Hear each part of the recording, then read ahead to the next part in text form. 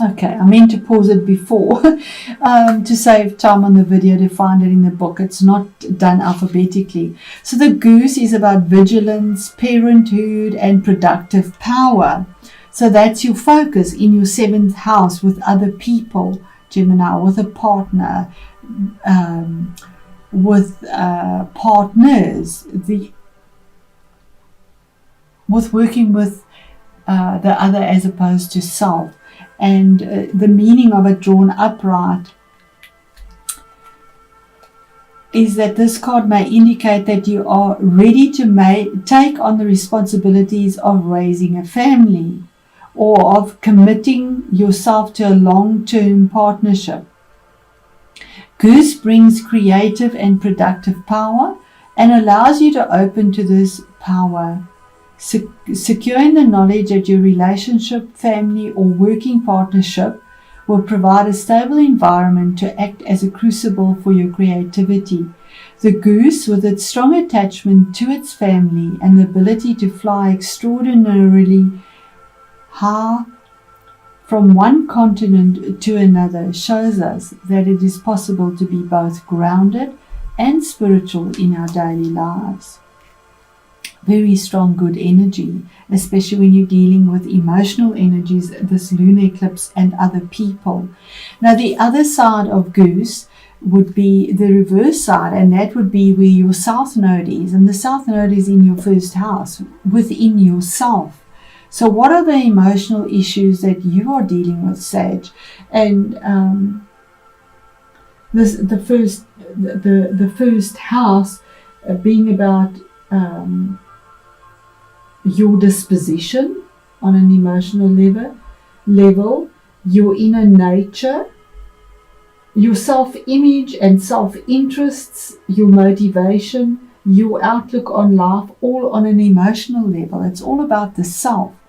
Now, the reverse side of that, which would be the other end of the nodes, is saying that it's asking you, are you overly concerned about your rights, your possessions, or territory?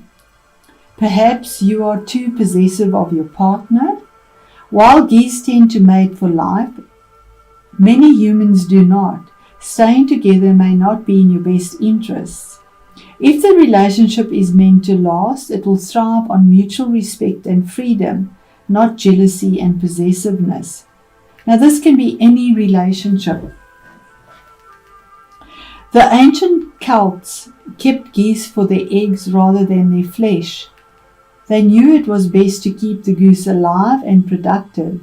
The lesson for us is that if we want to ensure our productive power, our capacity for creativity, we must look after ourselves. To make sure the goose keeps laying the golden eggs, we must keep the goose alive, well fed, well rested, and well exercised. So that is yourself. You need to keep yourself well fed, well rested, and well exercised. You need to look after yourself as well. You are the goose that's laying the golden egg.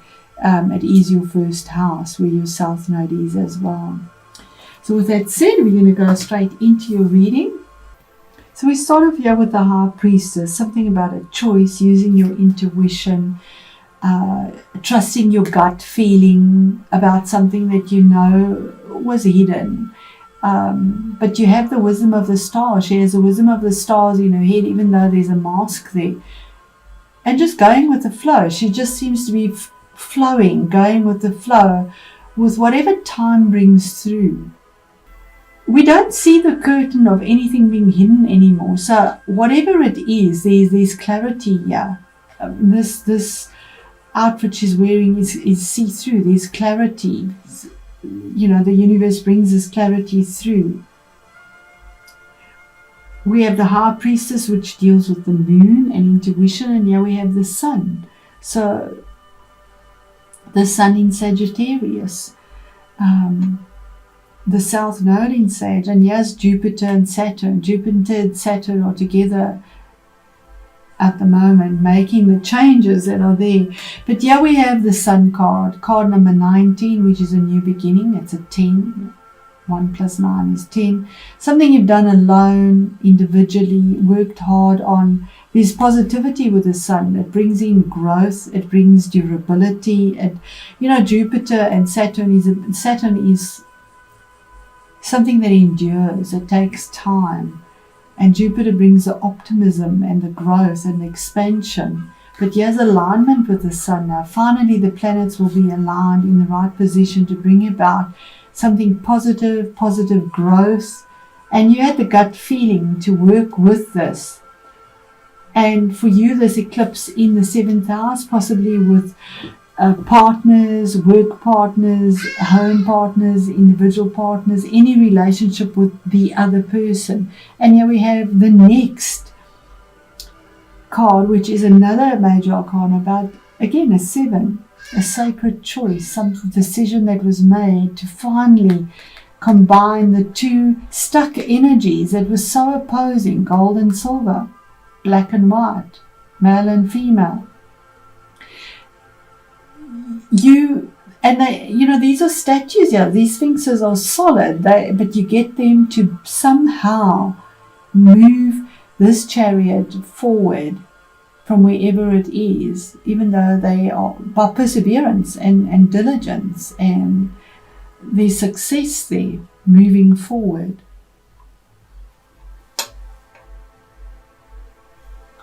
And Spirit is saying the same thing. There could be travel as well that comes about. The 6 of Swords is moving forward with the lessons that you've learned, with the conflict you've dealt with. On your own power, she's moving this boat forward in her truth and understanding and being emotionally happy. There's travel here as well. The chariot and the boat signify travel as well. There's a possibility of travel, although with situations the way they are now, it doesn't seem inevitable, but there's movement forward here. 6 is also a karmic number, something that's been there in the past, moving forward towards a new future. You could be dealing with a Cancerian possibly, or somebody that exhibits those energies. It's also somehow saying don't cling to something that you might feel is necessary or brings value, because there's some form of positivity and clarity, but you have the gut instinct to know that. What is hidden and what you're not aware of is the Magician, is that you are manifesting something from behind, something that you thought was an illusion. There is something happening in the background, some form of magic, because you have those skills. Those skills are there for you. There's wisdom gained. He has this grey long hair and he's pretty focused on where he wants to go. And Sag is pretty focused, and here's the one as well, the sun. And there's some new focus and victory to move forward here in what you've created or manifested. And then the difficulty or the challenge could have been in finances, very possibly, or to get the opportunity to create something that is secure, that has value, that will be long lasting. It could be in a business, the bosses, the partners, or the spouse looking towards creating something. Being quite wise and looking at what happened in the past, but knowing that there's an opportunity now to move forward in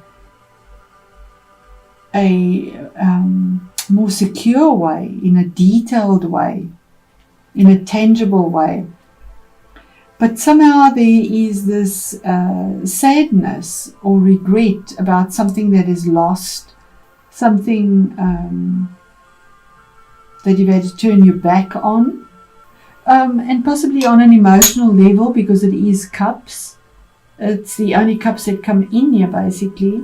But we have Cancer, the chariot, as a water sign as well. So maybe having victory of emotions. Yeah, we have water as well in this card. So I want to just clarify where this is for Sagittarius in their 7th house. The emotional changes with regards to other people versus self. So the High Priestess is 3 of Pentacles, around negotiations, to create something, a skill, finances, stability, details, using the instincts with the cat to chisel out something in a very practical way, and in fact maybe even teaching or communicating, collaborating with others from your gut, from within. What is the Chariot, the Victory? Oh my word, you really are closing a cycle. That is beautiful. After so much difficulty, the World, 21-3, moving forward with choices that you made on your own, even though you felt vulnerable, she steps through to something new. With the Sun on her back, yeah, we have something that is pretty fixed here, the same as the Magician. It's also about travel. You might be traveling, and long distance travel with all three these cards here, that the Sun is in, and you might be moving or changing workplace. But this is a victory. This is a victory, and moving forward. This is a victory after a long challenge. It is the last card of the Major Arcana. So you've gone from 0 to 23 to get through something that has been challenging and come out victoriously. Vulnerable but victorious, and feeling elated as you step through into a new portal, leaving the past behind and moving forward. What is the Magician? What is hidden? What is the manifestation? What is coming through? Oh, thank goodness. What you've been so worried about, what you've been feeling so negative about, and what has haunted you at night and kept you awake, if it is, whatever it is, it's negative energy, but you did it on your own. It's 9. And also the closing of a cycle. You manifest something from your mind. You've been going round and round in your mind and not being able to sleep, thinking about this, thinking about that, to the point of distraction, with a lot of passion and truth though.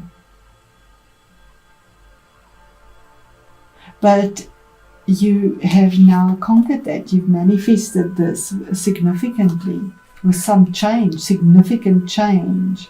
And the last card, this sadness, this loss that you've been worrying about, could have been about finances. Yeah, something you were stuck in. Well, I suppose with COVID, we all are. But something that you were stuck in, you couldn't move, you couldn't change, you bound, he's vulnerable, also in nakedness, feeling very vulnerable in the situation you find yourself in. Yin and Yang energies here. We have this mistletoe. Mistletoe is a parasitic plant that sucks the life blood out of something. And here we have this tree here as well. So you're bound to this tree and feel like your life blood is actually being sucked out of you. And you're so bound in this card. Your mouth is even closed. You're not able to speak. Your whole world is turned upside down. But here's the scythe coming through to finally just harvest what is in the time of being stuck and not being able to set yourself free. There's a harvest that's been growing in the background, even though you're not aware of it. There is something coming. It's by divine timing, and there's this placement of it coming through now. This is very good for finances because there's a harvest there. And anything to do with finances or business or dealing with the other is very good for longevity and an opportunity that presents itself. One last card, Spirit. There we get the same as the 5 of Cups. Again, what is empty? You've turned your back on something, but in this deck he's actually looking here at what he's been chasing. Possibly finances. The fish is finances. The crocodile is about Saturn in Egyptian mythology as well. and constantly trying to chase something, and feeling this difficulty emotionally, a Five of Cups, and regret. Okay, I'm going to leave it at that, but it is a lunar eclipse as well. But the lunar eclipses bring changes in an emotional level, and 5 is change, cups is emotions. So there is a difficulty in putting this together, but there's a promise of something that comes through. Let me know how this resonates for you, Sage. I wish you all the best, and thank you for your support.